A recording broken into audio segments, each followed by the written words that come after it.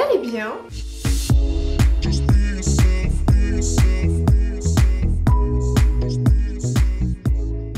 Aujourd'hui, nouvelle vidéo, nouveau décor. Oui, voilà, c'est mon petit décor YouTube que je me suis créé. Il manque 2-3 petits éléments. Mais sinon ce sera ça avec le bouquet qui change en fonction des saisons, vous verrez. Bref, aujourd'hui je vous retrouve dans une vidéo Netflix and Chill. Je vais vous présenter toutes les séries, mon dieu, toutes les séries que je kiffe. Je suis une grosse ouf. Je suis une grosse hystérique. Qu'on se le dise. Du coup aujourd'hui je vais vous présenter toutes les séries que je kiffe ces derniers temps, que j'ai découvert, que j'adore mais qu'il faut que vous regardiez. Parce que là les gars on est sur du haut niveau. Et aussi je vais vous présenter quelques films. Je me suis munie, attention ça ne rigole plus, d'un petit thé. Voilà, on est sur une petite tasse de thé parce que on est chill, on est cocooning les gars. Donc c'est parti, je commence avec les séries et sans plus attendre je m'attaque à du lourd. Mon gros coup de cœur, mon dernier coup de cœur les gars, cette série me rend ouf. Donc c'est la série Elite. Je ne suis absolument pas en partenariat avec Netflix pour cette vidéo et pour cette série. C'est une série espagnole et il y a énormément d'acteurs de la Casa de Papel dedans. Donc celui qui joue Denver y est, celui qui joue Rio y est et celle qui joue Alison Parker. Il me semble que c'est un truc comme ça. Pour vous faire un petit peu le résumé, je vais vraiment essayer de pas spoiler dans cette vidéo. Donc c'est l'histoire de 3 adolescents qui sont issus de milieux plutôt pauvres, qui vont se voir attribuer une énorme bourse pour intégrer une école de... malade les gars, une école mais high level. Une école où dedans il y a que... mais des gros riches. Mais quand je vous dis des gros riches, ils sont juste mais blindés de thunes. C'est un truc de malade. Donc ces 3 jeunes-là vont intégrer cette école-là entourés de petits richoux comme ça. Et du coup ils vont devoir un petit peu se faire à ce monde-là. Ça fait vraiment un contraste entre ce milieu vraiment de luxe et ce milieu vraiment plus modeste avec, je sais pas, la sortie de prison, les dealers, la racaille un peu, on va dire ça comme ça. Et comment finalement l'adaptation se fait. Ça c'est vraiment le petit bémol de la série, c'est que les acteurs ont 16 ans dans la série. Or... clairement, déjà ils les font pas sur leur tête, ils font pas 16 ans, les meufs elles se maquillent mais en mode Kim Kardashian, contouring, highlighter, sourcil, extension de cils et tout. Puis même il y a des histoires un peu de drogue, c'est vraiment des faits un petit peu courants dans ma vie de lycéen. Donc il y a des faits... merde. Il y a des histoires de sexe, beaucoup d'histoires de sexe. Enfin, franchement, ils auraient dû leur donner 18 ans, voilà, hop, rentrer à l'université, tranquille et mille. Il y en a qui disent que c'est un mixte entre Gossip Girl, Oh, I Get Away with Murder, un truc comme ça, et Pretty Little Liars. C'est un peu ça. Plutôt, moi, je mettrais Gossip Girl ou Dynasty pour ce milieu un petit peu aisé, avec plutôt 13 Reasons Why. Tu suis les jeunes dans leur vie, mais tu sais qu'il va se passer, je vous le dis, un meurtre. Ça on l'apprend au premier épisode, je vous spoil pas, hein, vous apprendrez tout ça au premier épisode. Denver, dans cette série, c'est le bad boy et tout, j'adore franchement, faut se l'avouer les filles, hein, on aime bien quand même un peu les bad boys. Ensuite je voulais vous parler, alors là on change mais totalement de registre les amis avec Désenchanté. Donc Désenchanté c'est une série dessin animé, en fait c'est par les créateurs des Simpsons. Donc clairement vous retrouvez exactement le même style de dessin, voilà, des Simpsons. Donc si vous aimez les Simpsons, clairement vous allez aimer Désenchanté, point. Si vous détestez les Simpsons, vous allez pas du tout aimer Désenchanté. Donc en fait on suit l'histoire de 3 personnages. Donc la principale c'est la princesse en fait, la fille du roi. Je sais plus son prénom mais bon, la fille du roi qui se comporte pas du tout comme une princesse, qui est un véritable garçon manqué, qui clairement se bourre la gueule tous les 4 matins dans le pub du coin. Donc il fait tout sauf ce que son père voudrait. Il y a une morale, ça répond vraiment à des questions de société ou du Moyen-Âge. Donc vous avez son démon, alors je sais plus à quoi il ressemble dans ma tête, c'est une chauve-souris mais en fait je sais pas si c'est un chat ou quoi. Et de l'autre côté vous avez limite son petit ange mais en fait c'est pas vraiment son ange. C'est un petit elfe qui s'appelle Elfo, oh là là mais il est trop chou. Donc c'est un petit elfe en fait qui vient d'une autre ville, d'un autre monde où tout était beau, c'était le paradis sur terre. Tous les 3 ils vont former un trio et ils vont avoir plein d'aventures, de mésaventures. Et ça va être vraiment très sympa de suivre ça puisque encore une fois c'est vraiment décalé et hyper drôle. Ensuite, 3e série, Insatiable. C'est l'histoire d'une jeune fille, Patty, qui était à l'ancienne en surpoids et qui se faisait insulter dans son lycée, enfin elle se faisait juger, etc. Jusqu'au jour où elle va perdre énormément de poids. Elle va rencontrer un mec qui va lui faire passer des castings pour être Miss. Voilà, ça c'est vraiment genre l'histoire. Et du coup elle va se laisser prendre au jeu, elle va accepter de faire ses castings pour être Miss et elle va vraiment être à fond dedans pour en fait finalement c'est pour une vengeance personnelle sur tous ceux qui l'insultaient, qui voilà, parce qu'elle était en surpoids et ben voilà maintenant elle a perdu du poids et elle est Miss et parce qu'elle gagne des concours de beauté et voilà pour elle ça va être vraiment une vengeance sur les autres, sur son passé. Donc ça c'est hyper intéressant mais on voit que au-delà de ça la meuf elle est ouf, elle a une personnalité mais qui déchire franchement. Elle va beaucoup plus loin en fait que ce dont elle devrait juste faire. Ensuite prochaine série, Les Demoiselles du téléphone ou Las Chicas del Cable, donc pareil série espagnole. En fait moi vous voyez j'adore les séries comme je vous ai dit, lycéens, États-Unis tout ça, mais du coup à l'inverse j'aime pas du tout les séries un peu historiques qui se passent dans les années 1930 tout ça. J'ai regardé le premier épisode, bon sans trop avoir d'avis, j'ai regardé le second, j'ai regardé le troisième et je me suis rendu compte que je les enchaînais. Vous savez cette époque là les femmes elles avaient vraiment très peu de droits si ce n'est aucun. Les hommes par contre avaient le droit de tout faire. Les femmes commençaient un peu à se rebeller, il y avait les suffragettes, tout ça, tout ça. Donc on est dans cette époque là à peu près.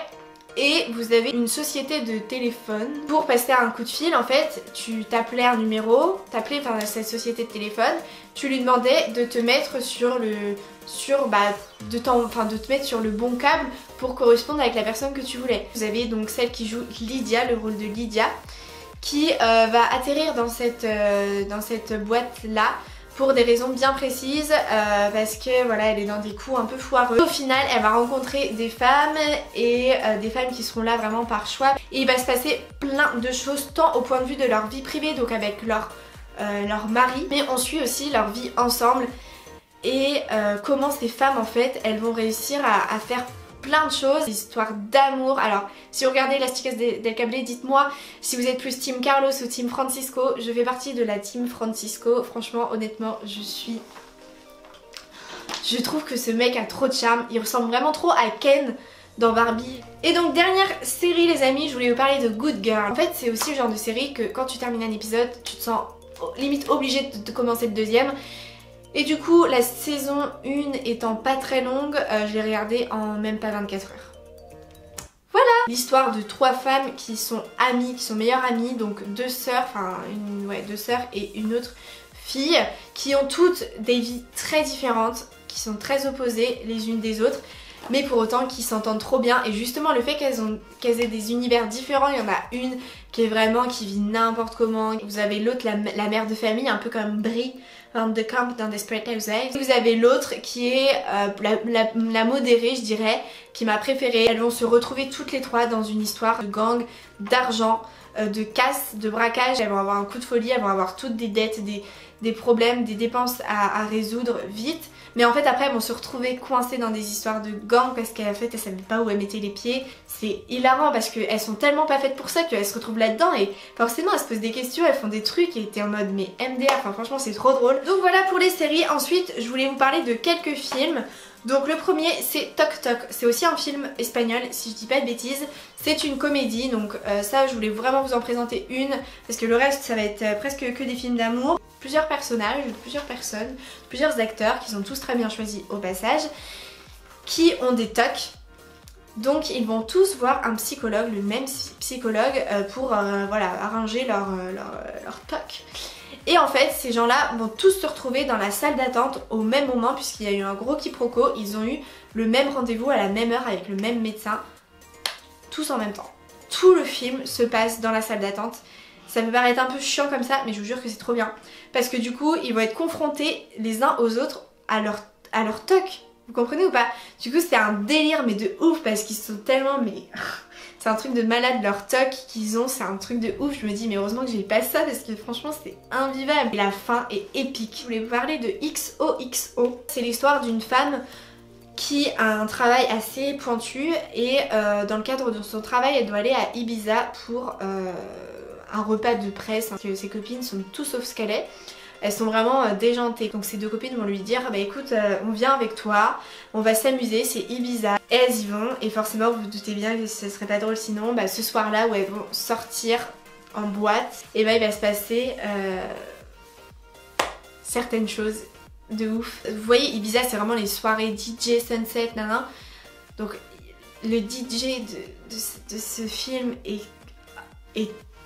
ce genre de film, quand t'as fini de regarder ce film, tu fais putain j'ai une vie de merde quoi. J'ai clairement une putain de vie de merde. Pourquoi moi j'ai pas ça? Pourquoi je peux pas là prendre un billet d'avion et me casser à Ibiza et kiffer autant qu'eux? Et à la fin du coup, à la fin du film, le générique, il y a une chanson donc Light de Stan Holo. Et j'ai trop kiffé, enfin je vous jure que ce film m'a propulsée dans une autre planète.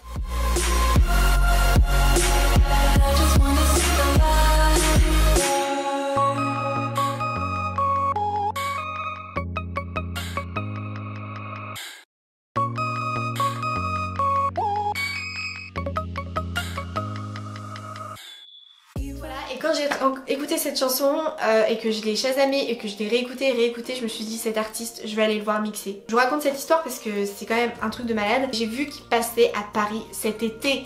Est-ce que vous vous rendez compte du destin les gars? C'est-à-dire que j'ai regardé ce film fin juin peut-être. Les gars, le mois d'après, il passait à Paris. Je vois 70 € la place, je fais merde. C'est pas un petit DJ lui, enfin. Et après je me suis renseignée, en fait c'était du coup le festival Lollapalooza les gars. Et je me suis dit mais un truc de ouf, c'est un festival. Mais là juste d'y repenser j'en ai les larmes aux yeux tellement c'est un truc de malade ce qui s'est passé. Enfin je sais pas si vous vous rendez compte mais je voulais absolument faire un festival déjà de base. Et je me suis dit mais attends, mais ça veut dire qu'il y a lui, mais ça veut dire qu'il y en a plein d'autres, ça veut dire que je vais kiffer de ouf. Je regarde le programme du festival, je regarde les gens qui passent et je vois quoi les gars?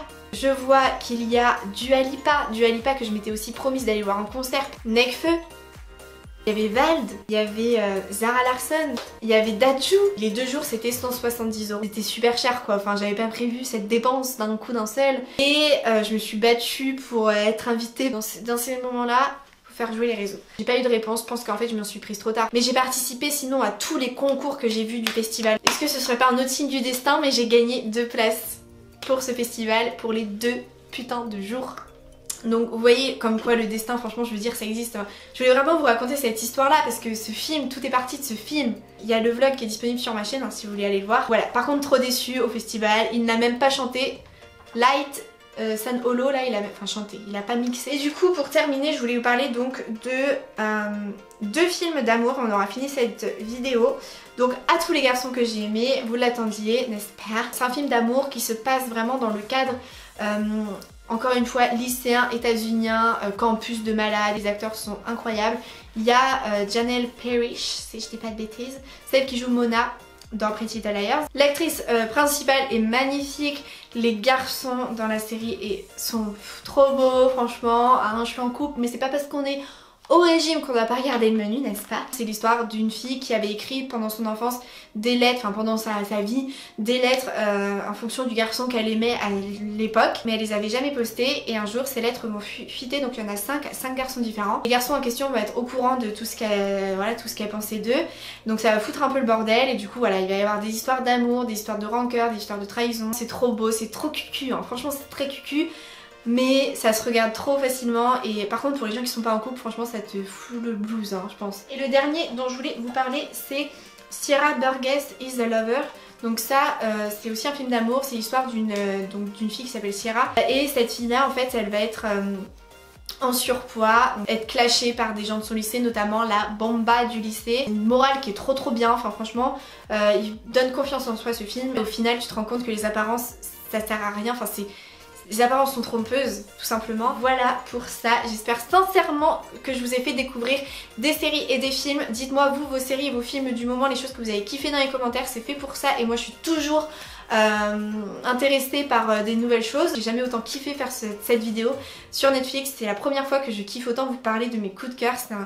J'ai tellement adoré, enfin bref. Donc voilà, je vous fais plein de gros bisous et je vous dis à très vite pour une prochaine vidéo. Bye.